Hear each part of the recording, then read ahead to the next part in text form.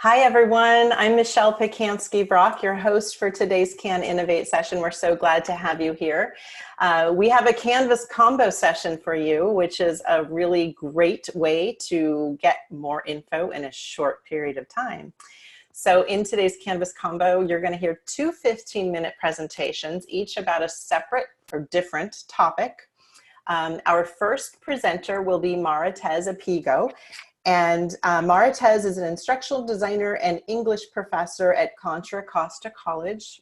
Thank you so much for being here, Maritez. And Maritez is going to be speaking about group discussions for increasing interaction, engagement, and equity.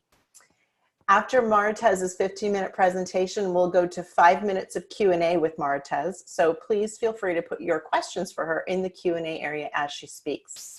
And then after that, we'll turn on over to our second presentation, Data at Your Fingertips, Supporting the Success of All Learners. And that presentation will be presented by Kim Vincent-Layton, who is an educational developer and lecturer in the Department of Communication at Humboldt State University, Becky Williams, who's a Canvas support admin with Kim over at Humboldt State, and Armida Reitzel, who's a full professor of communication at Humboldt State and an associate faculty in communications at College of the Redwoods. So we're very excited about both presentations. We've got a lot packed into this short session, so I'm going to turn things over to Maritez.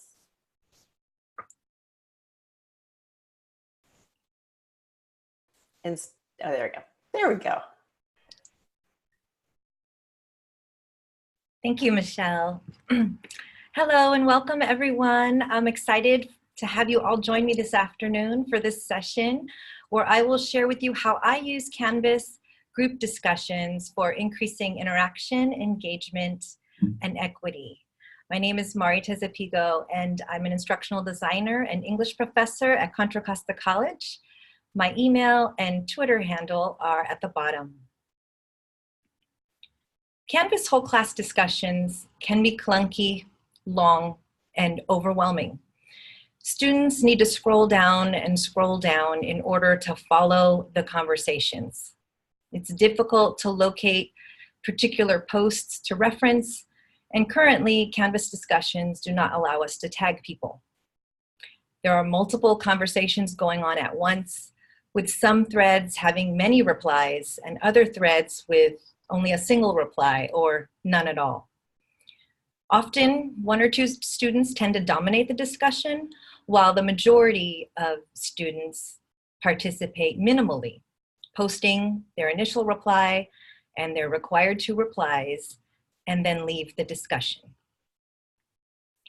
When you break your class into smaller groups to have more intimate discourse about your course content, there's a boost in meaningful student-to-student interaction.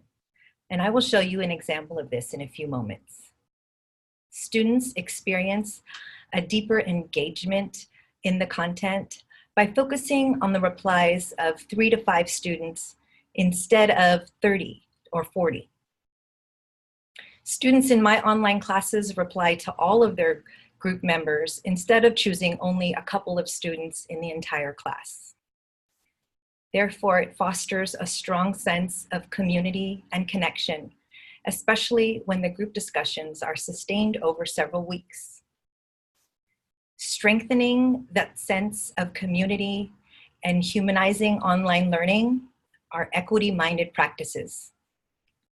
Group discussions are more inclusive of our diverse learners, especially marginalized students of color. Dr. Luke Wood is notable for his Black Minds Matter work and was the keynote speaker at the online teaching conference in 2018, where he shared his 5 equity practices for teaching students of color online. One of them is to be community-centric, where he recommends that students are given opportunities to share their perspectives, stories, and reflections to create community. Zaretta Hammond, author of the book Culturally Responsive Teaching and the Brain, illustrates that one key teaching move is to create a community of learners, by building on students' values of collaboration and connection.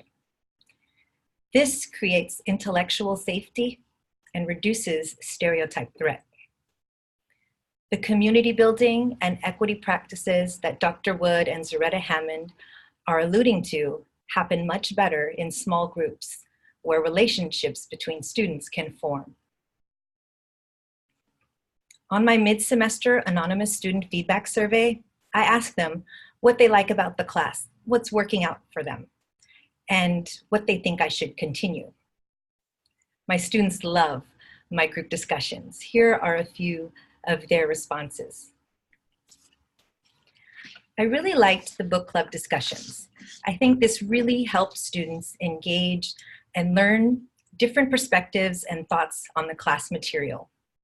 Reading Between the World and Me and having to discuss about it among a few of our classmates was very helpful, and it gave a sense of support and recognition of all the other students in the book club.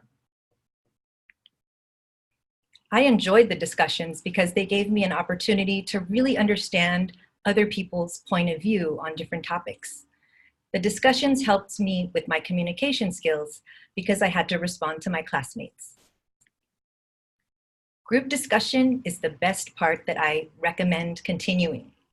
They help me understand the readings better. We can exchange the ideas to improve the writing. In my English classes, I form my students into diverse book club groups. I break up the book we're reading into 5 sections over 5 weeks, and after reading a section each week, they engage with their book club to discuss their analysis, critical reading, and comprehension of what they read. Group discussions can be applied to all other disciplines. They can be used with a series of learning units. They're great for discussions sustained over a period of time, so there's time for community and relationships to build. You can also consider rotating the groups every month or so to begin another round. Some examples for assigning group discussions in other disciplines. For math, groups can discuss their approaches to problem solving. For art, students can share their process and critique each group member's work. For peer review, groups can give and receive feedback on each other's work. You can hold a group debate by assigning half of the group to one side and half to the other side. These are just a few ideas. Think of what kinds of discussion you would want your students to engage in, and it's very possible that you can apply that to this group discussion structure.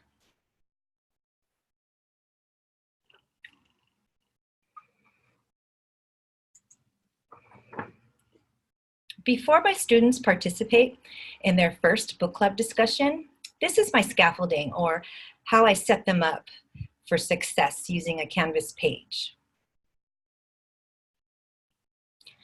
So first I tell them what a book club is. And here I explain what they're going to be doing, the skills I want them to practice, and the deadlines for their replies. I ask them to watch these 2 videos that orient them to both Canvas groups and Canvas discussions. Canvas groups can be confusing for students at first because it's located in a group space that's separate from the main course space on Canvas. So I created a 1-minute video to orient my students to it. Group in Canvas. From the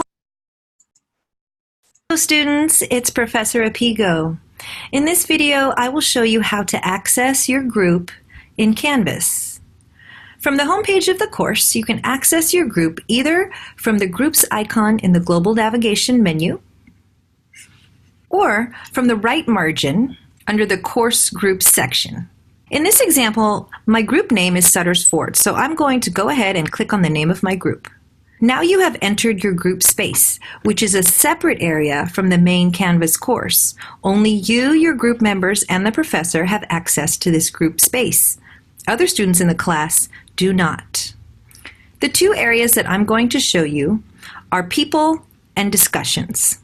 The other areas are optional. Clicking on people will show you who is in your group. Discussions is the required area that you will be graded on. Here, you will be discussing the reading with your group members. Post any questions about using groups in Canvas on the Q&A discussion.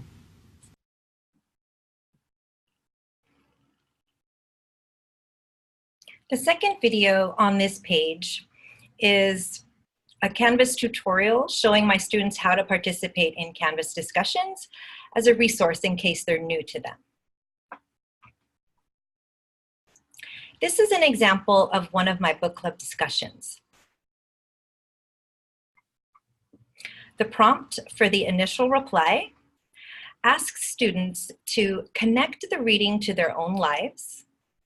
It allows for different perspectives and requires them to go back to the text to include a citation. I ask them to reply to all of their book club members who have posted their initial reply by the deadline with substantial replies, and I define substantial for them. At the bottom, I've included my grading rubric. I'd like to share with you a single student's thread in this book club discussion of the book Between the World and Me by Ta-Nehisi Coates. And I'll use a pseudonym today, Alicia. Alicia has posted her initial reply with the retelling of a story from her childhood in connection to the author's childhood. She shared her perspective on a concept from the book on dreamers and a quote that stood out to her. These are the responses to Alicia. One book club member had a different interpretation and asked a question. Alicia answered the question and included text-based evidence. A second book club member connected with her childhood story. She found her quote to be eye-opening, and she related it back to the reading. A third member made a connection with Alicia through her admiration of her childhood story and asked a couple of good questions about the quote she chose. Alicia responded with an answer to those questions.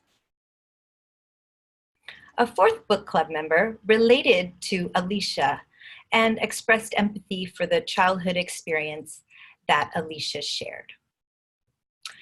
Therefore, as evident in this single thread, there's a boost in student-to-student interaction, deeper engagement in the course content, and a strong sense of community and connection, all of which are difficult to achieve in whole class discussions. Now I'd like to share with you how to create group discussions in Canvas.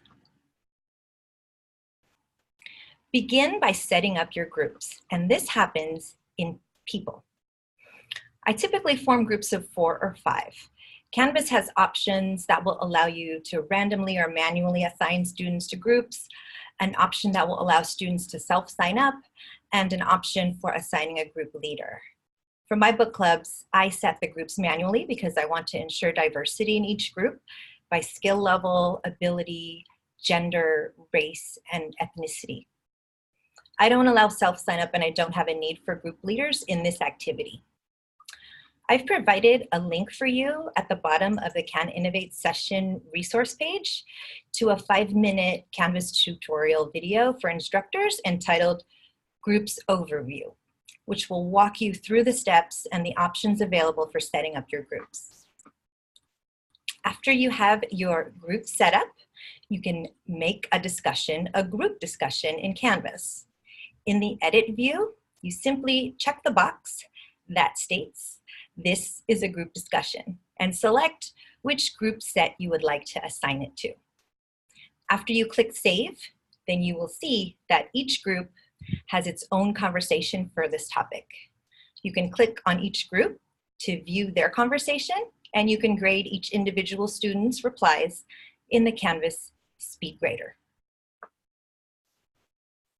And I'm happy to answer questions.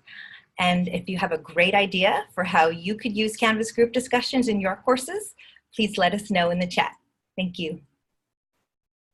That was wonderful. Thank you so much, Martez. I am looking in the Q&A area, and we do have some questions. I do want to encourage folks to use the upvote feature, which, I don't think the upvote feature is turned on here. That's why nobody's using it. I don't see the little thumbs icon in this one. Okay, a setting must, yeah, okay, everyone's telling me, we don't have it. Sorry about that, folks. Okay, so I'm gonna go ahead and look at the Q&A here and just read some of the questions to you. So Ramella, hi Ramella, good to see you here, is saying, I like the idea of responding to all students instead of just one or two, but what if you have 50 to 75 students in a class as I do? So I have my students reply to all students in their group. So if you break your class of 50 to 70 students up into small groups of, maybe 4, 5, or 6, it's up to you, and depending on what you're doing, then, just within those small groups, they can reply to everyone within that group. Yeah, so you were saying that the students reply to everybody. That was the comment. The students reply to all students in the group. Okay. Within their group, right. Gotcha. Okay. And Teresa, hi Teresa, is asking, do you switch up the members of the group during the semester so they have an opportunity to interact with more of their peers? Well, right now I'm using it with one book, but I think that if I were to use another book, that I would definitely like to switch up the groups for the second book. I think it'd be nice to have them form new connections with other students within that class. That's a good idea. Yeah, semesters are long, aren't they? It is kind of good to mix things up. Yeah. And Jacqueline is saying, this is something I can relate to. I'm sure a lot of people can. We have high turnover and drops and inconsistent attendance and open enrollment for the first 2 months of each semester in our ESL program. Any tips for running group discussions in this situation?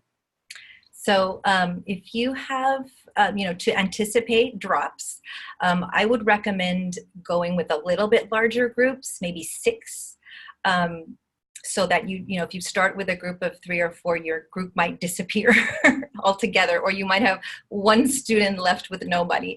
So I would start with maybe 6 is a good number. So even if like a couple students leave, you still have a solid group there. Good idea. And do you know if the groups option is available for students on the mobile app? I'm not sure. I haven't played with that yet. I know my students sometimes participate in the group discussions on their mobile app. So I would think so. Okay, yeah, she's mentioning, I don't see it in the student app. So maybe they're going through their browser. Yeah, I think they just probably click on the assignment that's in the module, and it takes them to that group discussion. Okay. Okay. Let's see. Oops. That one's done. When you assign the book club question, this is from Kim, do students have to respond to a certain number of times to the replies to their own initial response, or did Alicia choose to reply and keep the conversation going? Alicia chose to reply, and especially since some of her group members were asking her questions, she felt that she wanted to go in there and answer. But very often students go back and reply to others who have, asked them a question or said something that they wanted to respond to. So there is more back and forth within a group discussion than you see in a whole class discussion. Someone once asked me, how do you know when community's being developed? And that is, I think, how you know, when you start to see the interactions and the engagement that is not required.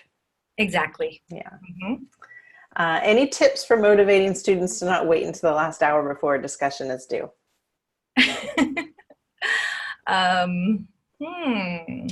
Well, I send out reminders and announcements, and we do as much as we can to remind students and nudge them, but there's always students who can't meet that deadline. So I do have like a forgiving late policy. I have a 24-hour grace period where, you know, if you miss the deadline, you've got 24 hours to still get it done, no penalty. And my students really enjoy that flexibility. I get almost 100% participation. Great. And this is a good question. How do you determine the demographic variables of your students when you're setting them up into groups? So I definitely go for diversity.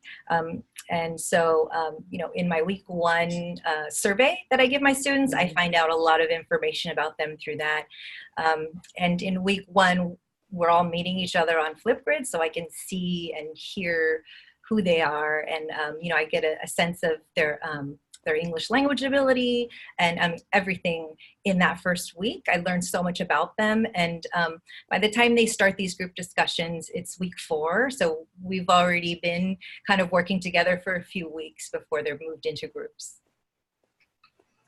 Great. Yeah, getting that information from your students at the start is so powerful. Yeah. And so important.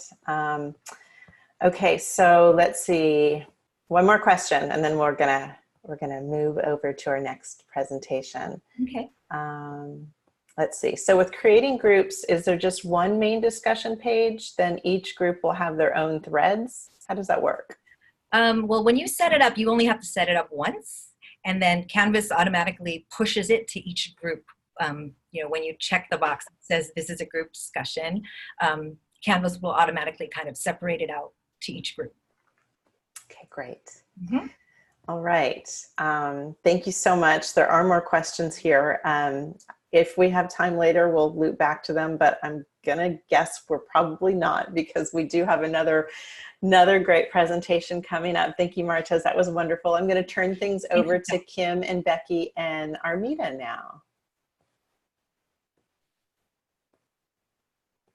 Hello, everyone. I'm Becky. Hi, Becky. And I'm going to share my screen here really quickly. Okay, I think we're set. Hey, have you ever wondered about how your students are engaging in your course? Which students are struggling and at what times? How about a tool that provides critical information at our fingertips that will help us as educators support our students when they need it? Something more than just looking at when the student last logged in or how many times they might have looked at a page. We all want that information at our fingertips so we can support our students when they need it. Enter Canvas Analytics Beta, which has now been recently renamed New Analytics, a visual data tool. So for this session, what we'd like to do is we'd like to kind of dive in under the hood, if you will, and see how analytics works and how it can be used to support students by giving us as educators informed pedagogical and design adjustments, as well as some of that timely communication that we know is important for students. Slide, please. Thank you.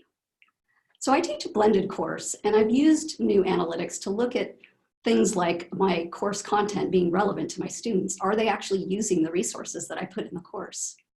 For example, oops, I'll just keep talking. For example, if you look at the Q&A forum, you can see that there were 372 participations. So 20 out of 28 students, that's a lot of engagement there. So that actually tells me in the moment, not waiting till the end of the semester, but tells me in the moment that they find this relevant to their learning. In another example, I wanted to look at a particular assignment that I had for my students, and I was a little concerned about their performance. It wasn't as successful as I had hoped or anticipated. And I noted that a few of the resources that were required for this assignment were only accessed by 2 students. So this tells me I may need to change up some of my design choices and adjust these so that these resources are actually more prominent or visible in Canvas.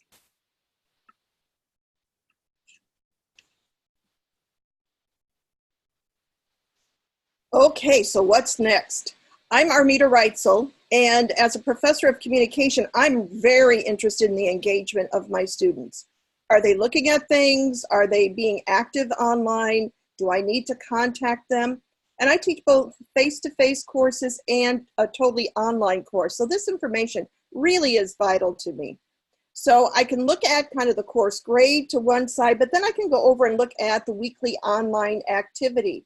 And it gives me an idea of the average participations and the average page views for a week at a time. And that's really helpful to me.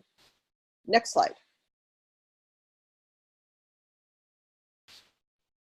On this one, I wanted to share this one with you because this is coming from Analytics Beta. And I really like this because I can look at a week at a time. I can look at a particular week. I can look at the number of page views and then the number of participations. So what's the number of participations and why is that even important?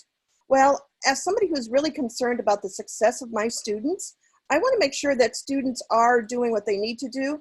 As was said during the earlier presentation, with the idea of how do you get your students to start in on the homework, maybe a little bit more than just 10 or 15 minutes before it's due. I really encourage students to contact me and I contact them with a lot of reminders about things. So participations for me are really, really important. Go ahead, next slide. So this one's kind of back one. We go back one page. Okay, I think I did go back one. Sorry. You know, that's what I want right now. Okay. So this is a really cool feature because I can look at the average number of page views and participation by the entire course, but then I can dig a little deeper and look specifically for the participation and the page views by a particular student. And I find this really helpful. I kind of look at it from a number of different angles. Students who participate a lot, I want to see how much are they looking, how much are they participating, but also that student that I'm a little worried about them because maybe they're not online quite as much, maybe grades are suffering a little bit. So this begins to give me some useful information week by week. Okay, next one. Okay, this one's kind of an interesting one. This is a student who back in September 29th through October 6th, I can look at the page views that they did and the amount of participation that they did. Next one. And so what I find, and I think of the slides that we're showing you right now, this is a really, sorry about it, critical one because it is about critical communication. This is a student who was experiencing some challenges in the course and I was aware of the challenges. And so the student had stopped coming to class at one point, but it shows that I did make an effort to try to contact that student via the Canvas interface, and that I did receive a response back from the student. What's really nice, if you look at the right side of the screen, it is so convenient through Analytics Beta to be able to message students directly from that area. And so I do use that feature quite a bit. It does make my life a little bit easier because I am a professor who ends up having maybe 60 students in a class. And to be able to do this very quickly is really helpful. Next slide. And now it's actually not a slide. We're going to go into a demonstration.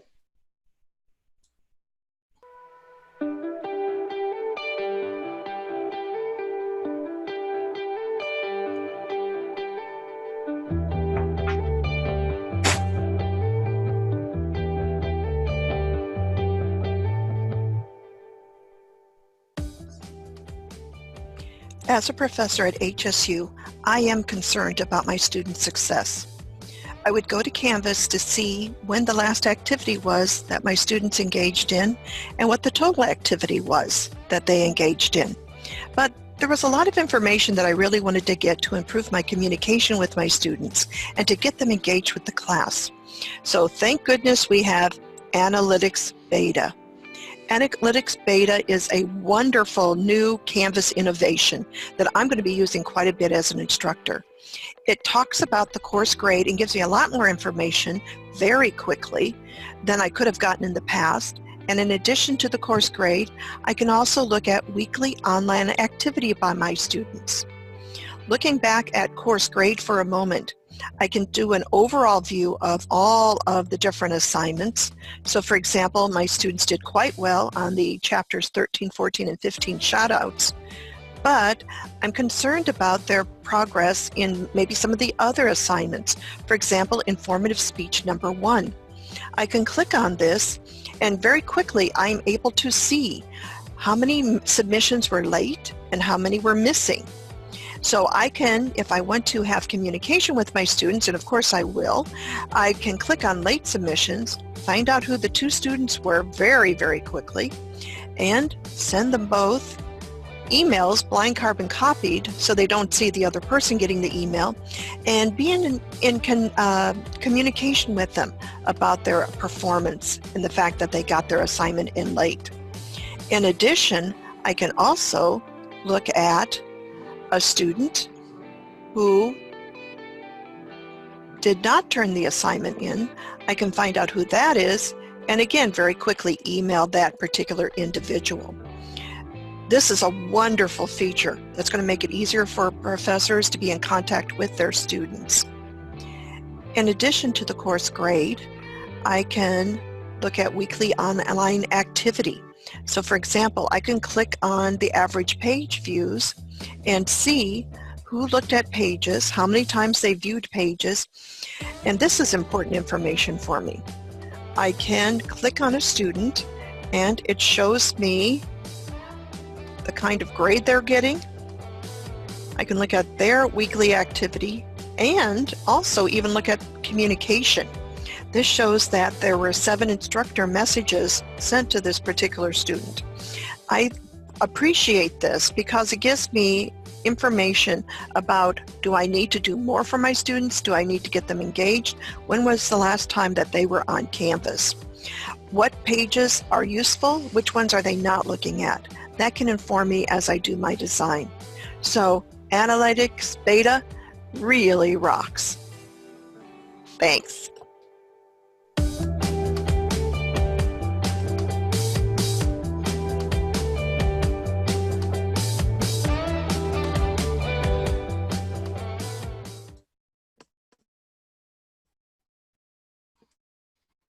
Okay, I'm going to take over from here, and I saw there was a question in the chat, and I will quickly answer it. Yes, Analytics Beta has to be turned on by your Canvas admin. Actually, as of this week, they've rebranded it from Analytics Beta to New Analytics. So this is my test Canvas course. We have it activated globally at Humboldt, and the New Analytics has completely replaced old Analytics for us. So some of you won't have access to this yet, but what I did want to show you is that there is a beta instance that every campus has. So if you'll notice up here, this has, I'm up in the URL area up in the top corner, it has the URL for our instance in Canvas, but if you insert beta in there, and I'll share a couple of resources in the chat, how to find your the URL for your campus and how to access the beta environment. And your Canvas admin may have turned it on over in beta. And if they haven't, then I think you could probably request that they turn it on there. So the beta environment is completely separate from where your students are happening, but it's an identical copy. So you can still access the analytics here, and it won't it won't affect anything in your live course. I did just want to mention that there are 2 dashboards here. One is the weekly online activity, and the other is the course grade, and you can kind of toggle through that. It is brand new that they added it with the new name, New Analytics, and so if it's turned on, it is on globally. That's as of this week, so it's pretty recent. And I think that wraps it up for us. I do have one more thing I'd like to share if I could, because being a communication professor, I have to have a conclusion. So here goes. Let your fingers do the walking. Let the data do the talking. New Analytics gives you useful data at your fingertips. So in summary, New Analytics really rocks it. Thank you, Armida, I have a question. Do you like it? Yeah, kinda. I don't know if I gave it away. I mean, I get so excited about this stuff.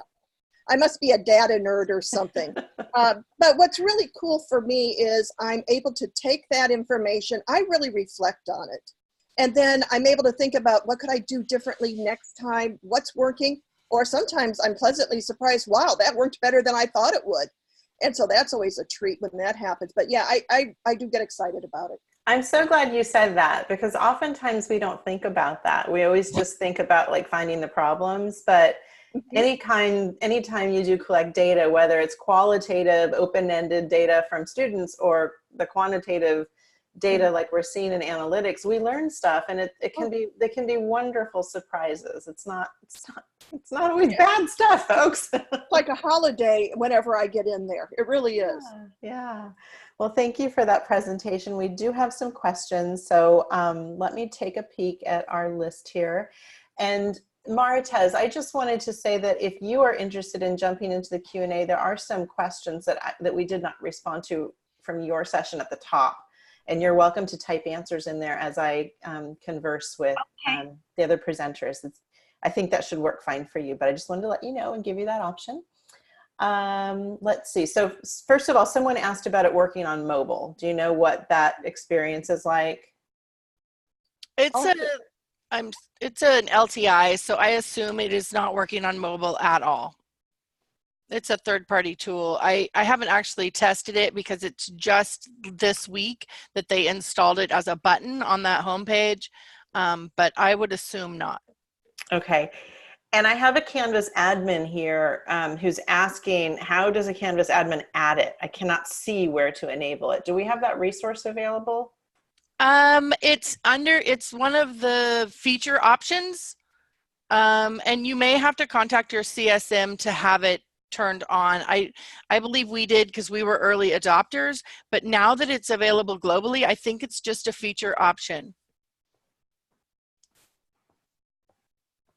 Okay, and by the way, there are these great Canvas questions coming up, and if you're feeling like your question about Canvas has not been answered today, go to the 4 o'clock session called Stump the Panda, because we have someone from Instructure who's there for 45 minutes to answer questions. And it's a great way to wrap up this day. So I just want to put that plug in there. Michelle? Yeah. But just to add on the mobile question, because it looked like people were still commenting about it, students don't access Canvas data. That's only an instructor that sees that. But we can. So the question I think originally was, can you access the analytics from a mobile app? So it would be the teacher app. The students don't access it. Does that help clarify? I hope for something. I think that does help. And that was something I put in the Q&A earlier. Someone wanted to add on to that. Becky? It is on their roadmap to add the analytics for students, and I would assume that when they do that, it will be available mobile. It's really, they're building it as they go along, sort of Canvas style. Okay, and here are two good questions, and one of them again is about mobile, but it's about when students use the mobile app, does that data flow into beta analytics? Yes. All right, that was a good answer. So participation, which is kind of odd in analytics, only is capturing submissions. So a lot of times I've had instructors come to me and say, my students are participating way more than this, but the participation is literally reading when the submit button is hit. So not all what we would call participation will be in there as participation. It'll be in there as page views. Okay. And what is the lag time? This is a very good question, between the interaction and the data that you actually see in that dashboard.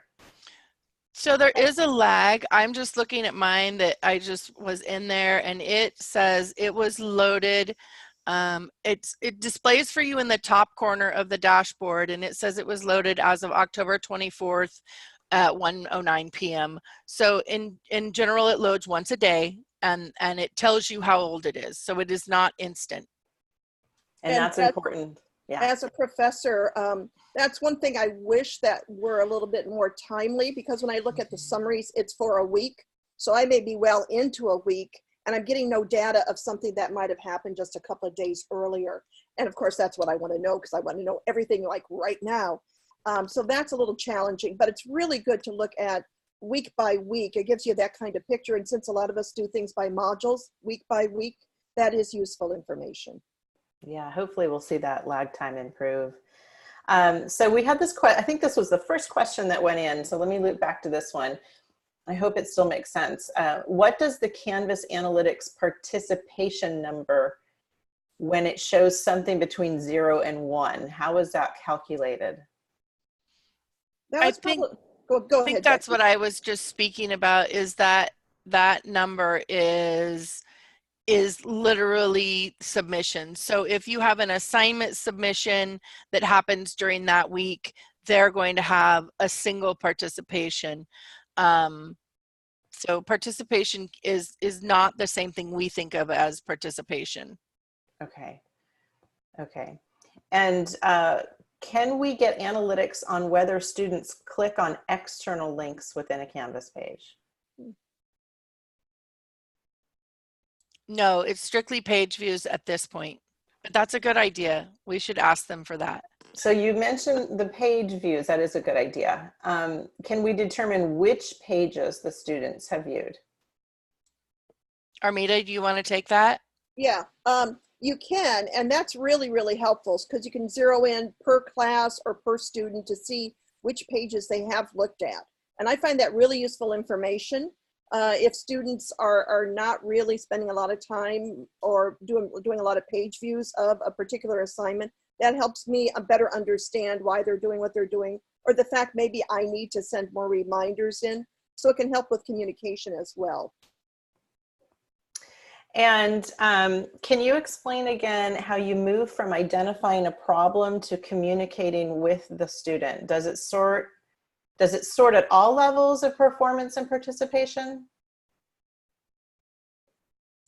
I'm not sure how to answer that question. I think it does. I think what this person is trying to get at is, yes, you can click on basically any assignment and send an email about that. Any participation, if you will, which is a submission, it will tell you if it's missing or late. So yes, you can, it is pretty granular. And then even emails that you send outside of, you don't even have to do it through the analytics, but as long as you do it through the Canvas email tool, then it will log those communications on that communication with the student module that's in there. Great. I just want to say thank you to the amazing participants that are providing so many resources in the chat. I love turning over to my chat and just seeing everyone help each other and links that are being shared. So it's very helpful and wonderful to see that interaction. And we are at time. So I would like to now, yes, Ramela, exactly. I was just going to say, what a great way to loop back to the beginning of our session with Maritez's points about community, right? You are all helping each other, and because you are a community. Thank you so much to our speakers for taking time to share with us today. It means so much when folks take a moment to think about what's going on and how they're using Canvas, and then making the extra effort to share it with us. So I know that takes a lot of work and requires you to go above and beyond all the work that you already have on your plate, but we all benefit, and we just want to thank you. So thanks for being here, speakers and attendees. Thank you for attending. We'll have this archive done in about a week, and it will be available on the same page that the speaker resources are on. So we hope that you enjoy the rest of your Can Innovate experience.